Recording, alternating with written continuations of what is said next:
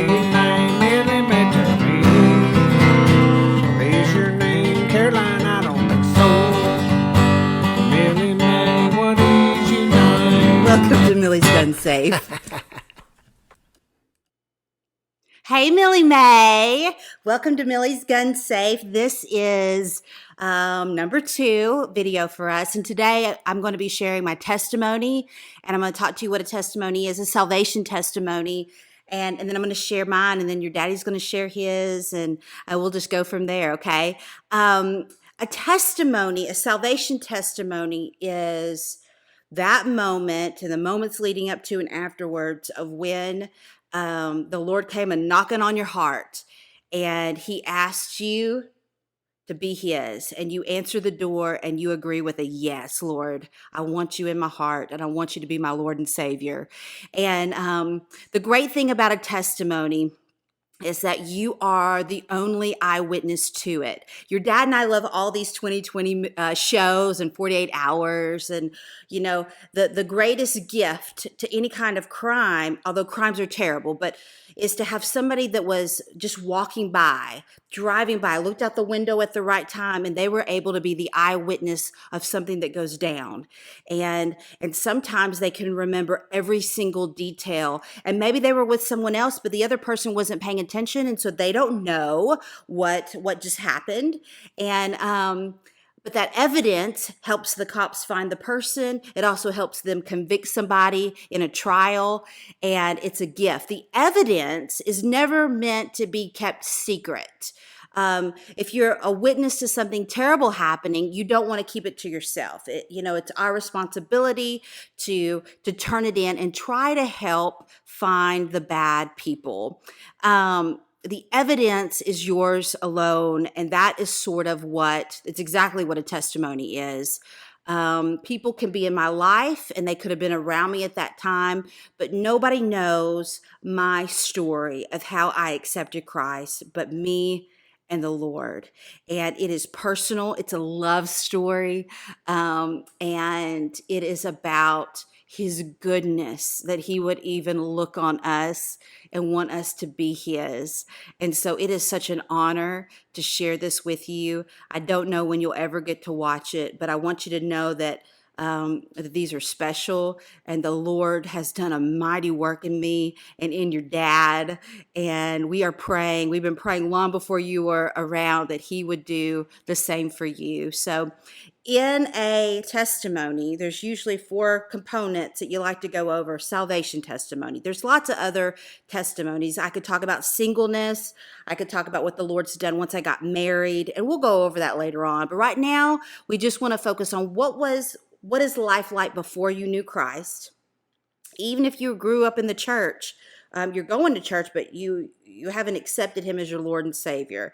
So that's the life before. And then there's the life during, like as he's pursuing you and you start, things start, like you start hearing things, you're like, well, what does that mean? You become curious, and the Lord starts kind of talking to you and using other people in your life. And that's the middle, like why he's pursuing you and what that looked like.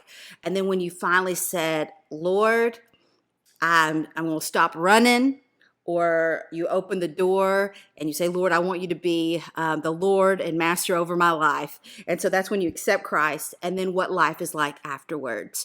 So I am going to, with great privilege, share with you what the Lord has done in me. And it is an ongoing process, but it is my story. And I love him so, and I'm honored to be able to record this for you for someday. Okay. So, Millie May, about the time my childhood memories pick up, Jesus, church, master life were sort of in my vocabulary. My granddad, had just accepted his first head football coach, athletic director job for his career, and he was 30 years old. And so he moved me, my sister, and my mom.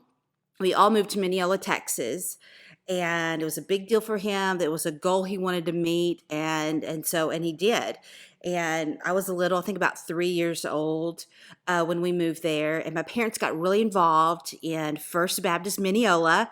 And my mom sang in the choir. My dad got into a men's class. My mom got into a ladies' class.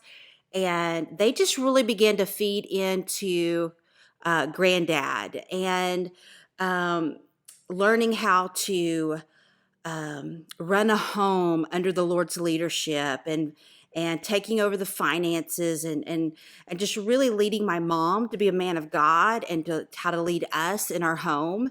And they were introduced to Master Life. Through some people at church and Carrie Skinner, and they knew that they wanted to do it so that they could grow. And they began to go through Master Life, which is 4 books. Back then it was 2 books, and it's about a year commitment. And I have all these memories of Birdie walking back and forth outside our house. We had all this like monkey grass and stuff, and her going back and forth, memorizing her scriptures, and me following behind her. And I just remember all of that. I remember that time. I remember the babysitters that we had while they were doing Master Life, and that was just really a part of my life. My parents were always learning, and they were very open to sharing with me. Talking about Revelation and the end times and what that looks like. And I really feel like as a little girl, I loved listening and I loved adult talk. You know what I mean? You might be like that too, since you're an only child, but I loved sitting around and listening to my parents talk and other adults talk. And they're talking about the Bible and what they were learning made it very comfortable for me to ask questions and to just learn. About that time in Mineola, I started having a reoccurring dream, and this seems completely weird. I know it, but I'm going to say it anyway. I started having this dream, and it's pitch black. And here I'm a little girl, so and I'm not a believer. I've not accepted Christ, but it's pitch black in my dream, and I begin to hear this voice that's like, Caroline, Caroline. It's just really evil. And it would say it 3 times and it would frighten me and I would be so afraid. I mean, I still, it is like I could live it right now. I would be so afraid of the voice and total black. I don't know where it's coming from, but I know that the tone makes me fear for my life. And but then all of a sudden there would be this voice that would just say Caroline, and it was a nice deep man's voice, and it was soft. And I can remember in this dream that I would completely relax and I would fall back asleep. Of course, this is a dream, so it's like all of a sudden I could go into a deep sleep again.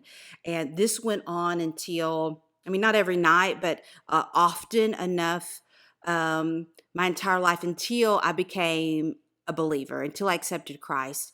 And I didn't understand it until years later, but it was really the Lord pursuing me. And I feel like in those moments that Satan, that there was a war being waged for my soul, and Satan wanted me, and the Lord got me. Praise the Lord. And so that's sort of how all of that beginning stuff happened. I was aware of the word. My parents made it easy to talk about. And when they moved us to Dayton, Texas, we started school. We joined FBC Dayton. I made some really best friends that were just wonderful. Friends that I still keep in contact with, which is fun. And they always had revivals. So one year there was a week-long revival, and it was in March, and we went every night. And I sat on the front row, and often my parents would sit behind me, and I'll never forget this because I was in first grade, and so I could kind of write, but not a whole bunch, but I remember wanting to take notes and stuff. So I have this vision of me on this front row with them behind me. And the last night was kind of a youth night in the gym, and I remember being in the gym, and I remember we had bubble gum, and we were having like bubblegum blowing contests and all this kind of stuff. That night we got into the sanctuary a little late, and so we had to sit towards the back. And I think I'd already been talking to my parents about it because I remember having a conversation with my mom. Um, But that night, when the altar call came, I was crying, and he's praying over us. And I knew right then I had to get up and I had to walk down that aisle. And the church was not large. There was a center aisle, but I remember feeling so far back in that thing. And the minute it happened, I got up, and my 7-year-old little self walked all the way alone to the front, and I told him I accepted Christ, and I meant it. And that was the beginning of my story with the Lord. And I had on a khaki skirt, and I had on this like kind of like safari shirt that was like turquoise and brown and white and stuff, and I'll never forget it. And I was emotional. My heart was pounding out of my chest. I hardly remember the walk, but I remember going alone and being okay with going alone. And that is when things really began for me. Now you say, can a 7-year-old really understand what they're doing? Can they really understand what the Lord is saying to them? And I have to say, yes. There's never been a moment, Millie Mae, that I accepted Christ and thought, you know what? That wasn't, I don't think that's what I did. I didn't fully understand. I knew exactly what I was doing. He had already been talking to me. I knew that it was the right choice to make, and I knew that I wanted him and I wanted eternity forever. And there was no pressure to do it. It was a decision between just me and the Lord. And so, yes, a 7-year-old can really mean it and never doubt it ever. I was baptized on Easter Sunday, which was so much fun because we got all dressed up for Easter. Then I got baptized and my hair was wet. Then my mom had to blow dry my hair in the back choir room, which was just hysterical. And it was just a glorious day. We celebrated. And I can remember talking to my friend Kayla Short um, on the playground at school about getting saved and all this kind of stuff. So it's just great memories for me. I went to church all the time, and my parents, we were very involved. No matter where we moved, my parents found a church that was a Bible believing church, and tried to get us involved so that we could make friends. And sometimes church friends are your very best friends. And so they were always getting us involved in GAs and all the activities and choir and stuff. My dad started teaching Sunday school. My mom and dad. My mom was in the choir. We loved church. We went often. It was a place of safety for me, and and I loved it. I was surrounded by really good people, but not to the point that I lived this life, Millie, of like everybody's good. My dad's job, as you know, granddad was a football coach, and people love you because your dad is the coach. People hate you because your dad's the coach. People love you when you're winning, and they think you're the worst person when you're losing. And everybody's watching your moves, and everything is ridiculed. And so in my personality type, I was aware of that.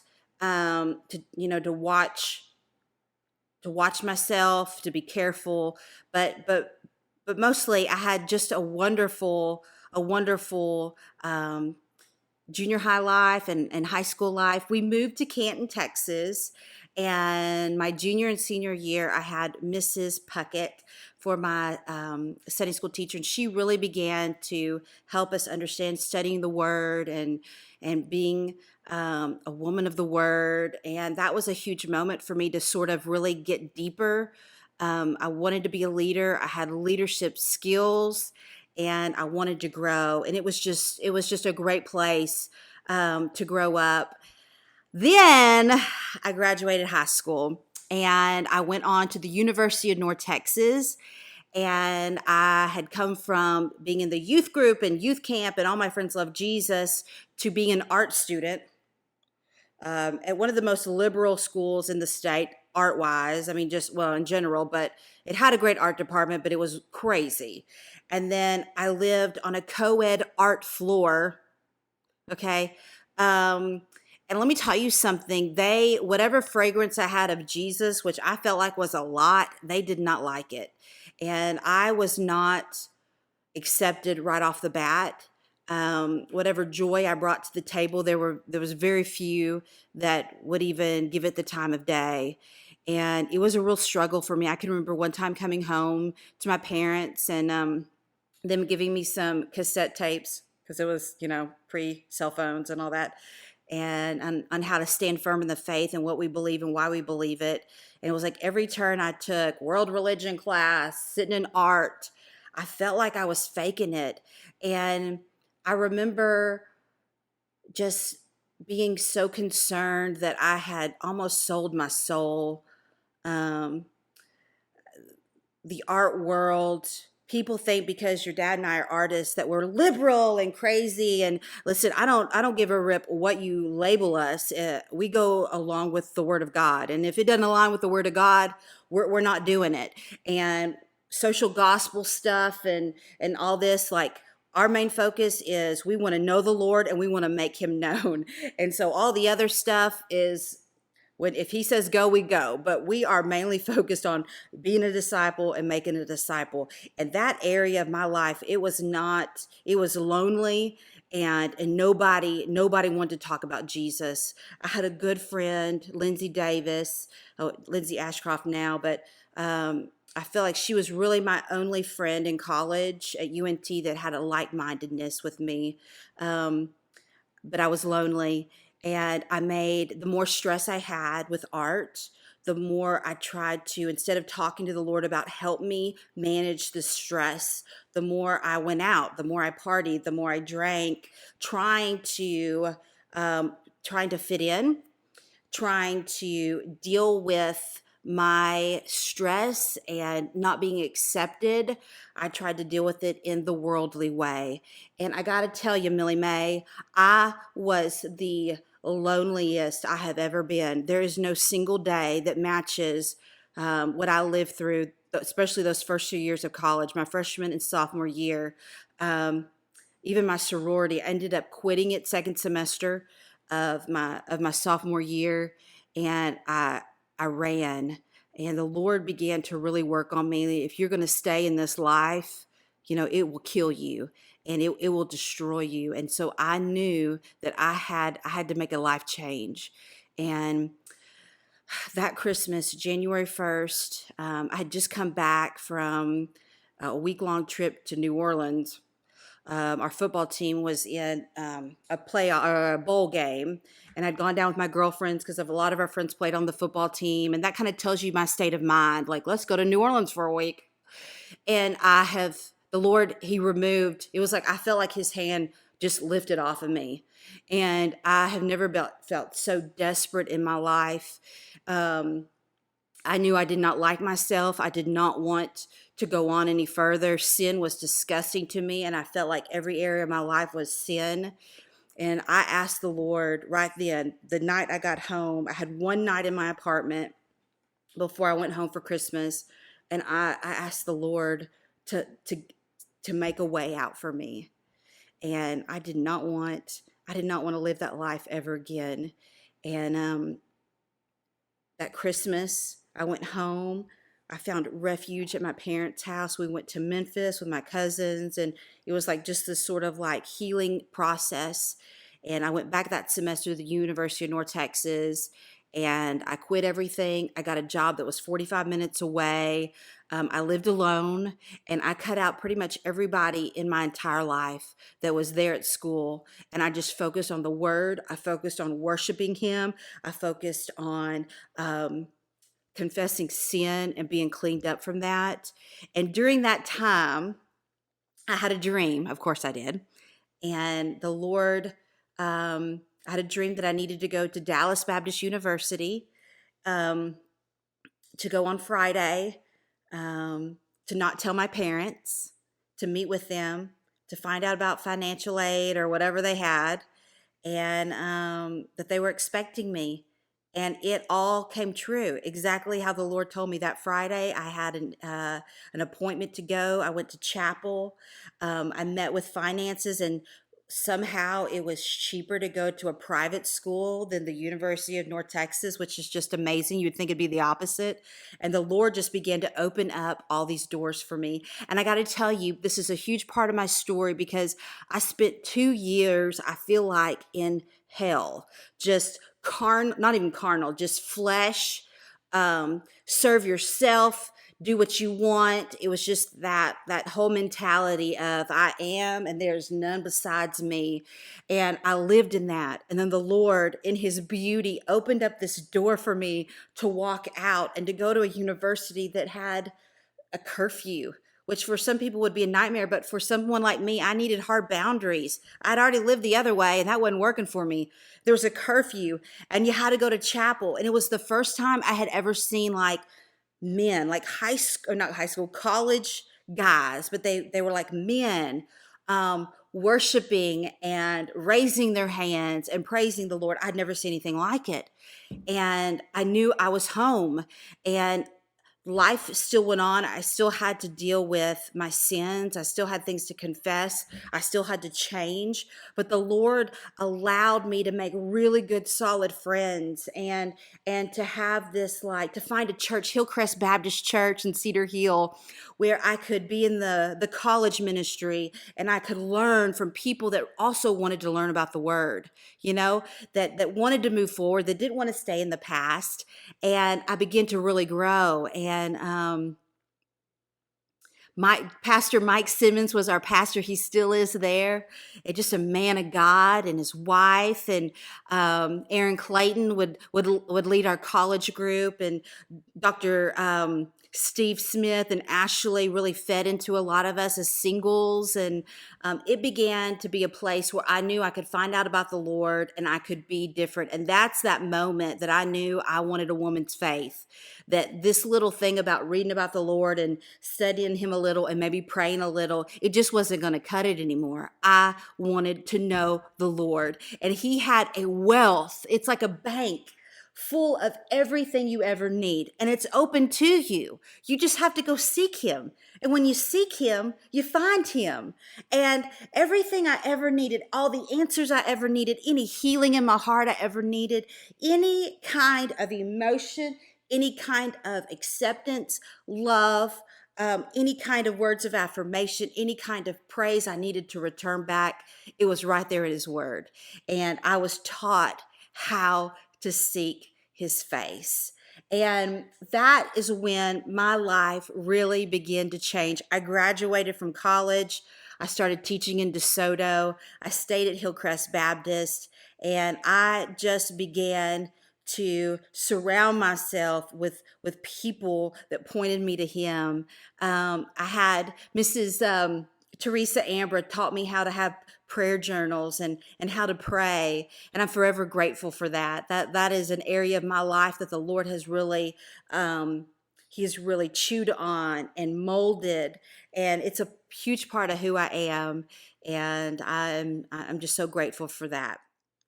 You know what I love about all of that is, even in making really stupid decisions and really and in all of my sin, the Lord never left my side. And in my healing process of learning to really stop thinking I was in control, to really stop making decisions based on what I thought and not what he thought, he really protected me. And I am a woman that loves protection. Defend me, protect me, fight for me. And I think a lot of us can relate to that. And there were areas of my life he needed to heal up, and he healed them up alone. He met me where I was. He never embarrassed me. He didn't expose me. He did a work in me, and a lot of it was just between my time with him and the Word, and him meeting me right there to say, this is what I want to work on. Confess this. I want to set you free from this. This way of thinking, Caroline, it's wrong. I want to change it and make it like this. And it is this beautiful love story that he did in me and is still doing in me. there is so much more to share. There's so much more that I'm going to share with you. But that is the beginning of how the Lord pursued me, how He became mine, um, and how He began to really work in me. And to change me. The whole point of salvation is not to be saved and be like, I've got heaven. Woo! Um, if you think that that's it, Millie, you're going to miss out on all the things the Lord has for you. He saves us and then He changes us. And everything I thought I was amazing at or wonderful at, He took it and He made it better.